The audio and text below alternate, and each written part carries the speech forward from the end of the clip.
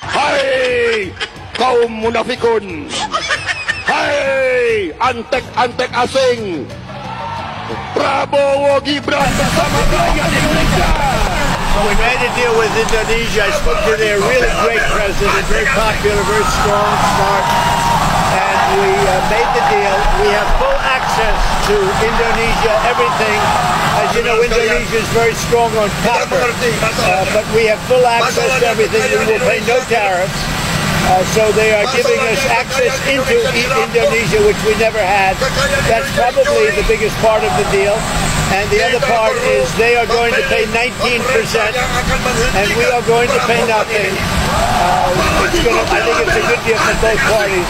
But we will have full access into Indonesia. And we have a couple of those deals. Indonesia gelap.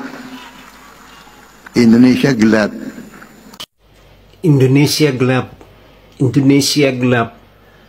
Jujur, baru sekali ini saya melihat ada presiden yang suka menyindir-nyindir rakyatnya. Rakyat sudah banting tulang untuk bekerja mati-matian, tidak dapat bekerja di PHK, bahkan untuk di PHK pun harus bayar pajak. Dari hidupnya mulai bangun pagi sampai tidur kembali, sampai mau mati pun harus bayar pajak. Dan ketika orang memprotes, malah dibalas dengan sindiran, Indonesia gelap, Indonesia gelap. Bapak itu macan Asia, tidak pantas menyindir-nyindir rakyatnya, apalagi dengan gaya Indonesia gelap, Indonesia gelap. Itu seperti ibu-ibu, nggak pantas gaya seorang presiden. Tapi mungkin ini adalah presiden yang memang sudah kalah 3 kali. Diberi kesempatan yang keempat, itu hanya karena rasa kasihan rakyat. Kacau negara ini, Bah. Kacau negara ini. Di tangan Bapak Prabowo, kacau negara ini. Coba kalian baca dulu kawan-kawan. Prabowo setuju rumah dinas DPR jadi jatah menteri dan wamen. Ini 8 bulan Bapak dilantik. Masih berkecimpung, mutar-mutar di sekitar jatah menteri, jatah wamen, komisaris, masih mikirin bagi-bagi kue ke menteri, kue ke wamen, ke komisaris, ke petinggi-petinggi, ke jenderal-jenderal. Kacau negara ini. Saya bersedih ada menteri yang belum mendapatkan mobil dinas. Saya bersedih melihat gaji hakim kecil dinaikkan 280%. Bagaimana Ibu Sri Mulyani Menteri Keuangan bisa dibuka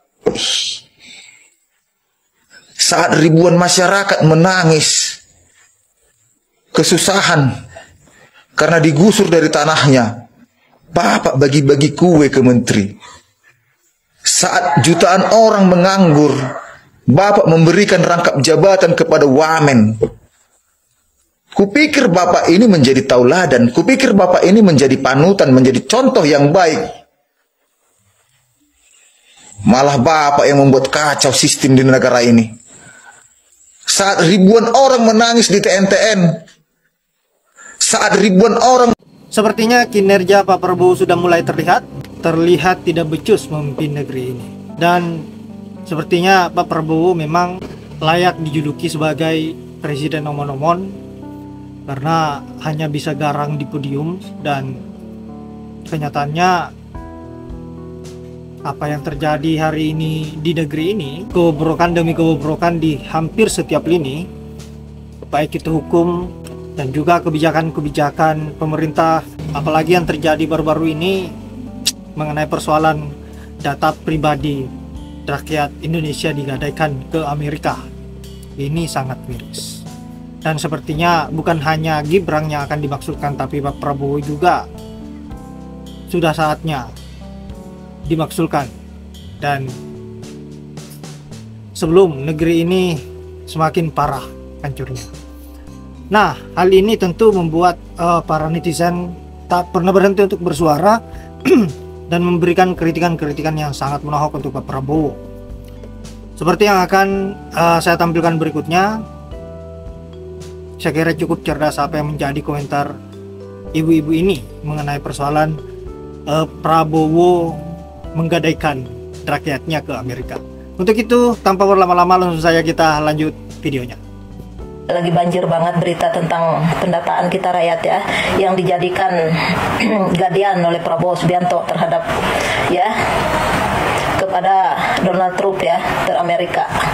Tadi saya lihat Prabowo Subianto ya ditanya oleh para wartawan, katanya dia akan berkomunikasi dulu, akan negosiasi dulu. Kok kayaknya apa ya, pendataan kita kayak barang ya, mau dijadikan gadian oleh Prabowo Subianto.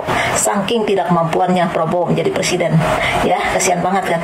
Tapi besar mulut dia, pidato-pidato ya, ngenyek-nyenyek rakyat, nyinyir-nyinyir rakyat. Sudah tidak punya kemampuan, nyinyir lagi ya. Setiap pidato selalu nyinyirin rakyat. Baru lihat saya presiden suka nyinyir di media ya. Dan tadi saya dengar menterinya yang ngenteng-ngenteng kepala ya, saya nggak tahu apa kepalanya berat apa sih ya, apa ngantakan rambutnya ya. Katanya nanti dia akan bicara koordinasi dulu sama Menko Ekonomi. Berarti pendataan kita teman-teman akan dijadikan digade untuk membangun perekonomian. Kasihan banget kan, padahal pulau di negara kita teman-teman ada 3.000 pulau. Tambang ya di mana-mana di negara kita. Negara kita ini paling kaya dengan rempahnya, kaya dengan isi lautnya, ya. Tapi bisa Prabowo ingin merampok gitu pendataan kita, ya, dicuri pendataan kita nih, diserahkan kepada Donald Trump, ya. Saya sih tahu benar nggak untuk membangun ekonomi, ya. Kalau Prabowo bilang ini negara kita negara kaya, non migasnya aja udah kaya, tapi kok bisa pendataan rakyat digade oleh Prabowo Subianto? Ya, luar biasa kan? Ya, hebatnya Prabowo, ya. Kalau menurut saya teman-teman, kalau udah nggak mampu Prabowo untuk membangun negara kita, mending turun aja, ya, daripada negara kita rusak. Ya, kita memang tidak dijajah lewat senjata, tapi kita dijajah lewat hal-hal seperti ini.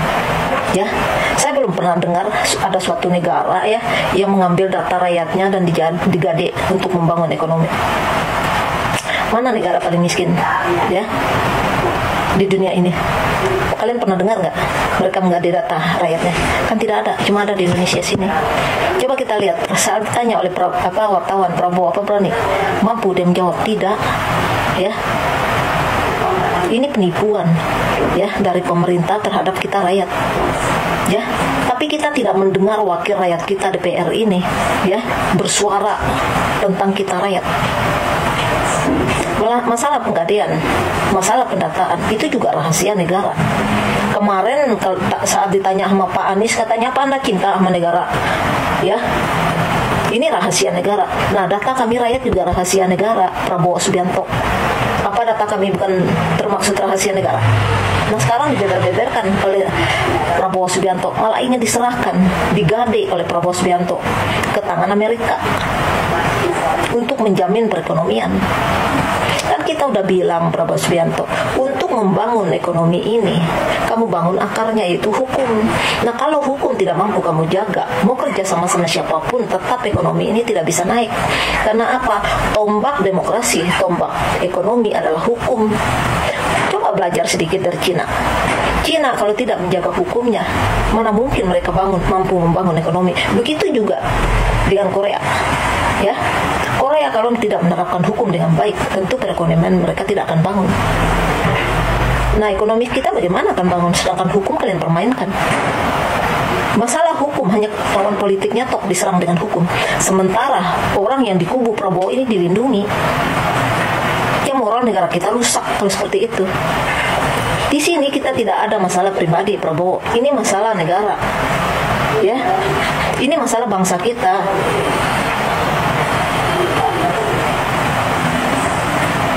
Nah, sekarang kalian jangan merampok data kami rakyat, ya, kalian jadikan gadean, ya, seperti barang aja digadein. Katanya mantan Kopassus bisa tuh, ya, menggade data rakyatnya. Katanya negarawan tidak mampu menjaga hukum. Nggak ada negarawan yang tidak memperjuangkan hukum di negara ini. Ini boro-boro diperjuangkan malah rusak, ya. Hanya lawan politiknya tok diserang, orang di sekitar dia dilindungi. Bagaimana Prabowo akan mengusut tentang Jokowi, kerugian negara? Prabowo sendiri merugikan negara kok. Ya. Berarti mereka ini antara Prabowo sama Jokowi ini saling melindungi satu sama lain. Ya, tentang masalah kerugian negara. Nah, sekarang kita rakyat yang jadi korban. Ya, tentu nyawa kita mau nggak dijual sama Prabowo. Ya, untuk kehidupan mereka. Sekarang datanya, besok nyawa kita dijual sama Prabowo toh. Ya, untuk membangun perekonomian keluarga mereka. Ya, bukannya begitu Prabowo Subianto? Kemarin ditanya sama Pak Anies tentang kebocoran hacker, ya, melongo toh, nggak bisa jawab. Ditanya tentang pekerjaan selama jadi Menhan, ya, malah jual air mata toh, ya. Saat menanya, ya, tentang anggaran Jakarta mengenyek-ngenyek, giliran dibalas sama Pak Anies tentang anggaran Menhan, ya, katanya rahasia negara. Ini piciknya kayak seperti ini yang kalian lakukan. Ya, ingin menjatuhkan orang lain dengan anggaran. Saat dibalas sama Pak Anies lah jual air mata Prabowo. Dia mengaku-ngaku, oh kami yang mengusung Anies Baswedan, sekarang malah jadi musuh. Mimpi amat kamu musuh. Ya. Kita nggak tahu teman-teman tujuan Prabowo ini datang jadi presiden. Kalau menurut kita orang sehat akalnya, kita jadi presiden sudah melanggar hukum, merusak demokrasi, merusak institusi MK. Paling kita buktikan kalau dia ini mampu bekerja. Sudah jadi presiden dengan cara merusak hukum, tidak mampu kerja lagi, ya. Itu kecacat banget kita memilih pemimpin seperti ini. Bukannya membuktikan hasil pekerjaan, ya, malah nyinyirin rakyat setiap hari. Nah, sekarang data kita jadi korban. Besok nyawa kita tuh jadi korban. Apa data kami rakyat? Bukan ini, bukan rahasia negara. Aneh Prabowo ini kita lihat.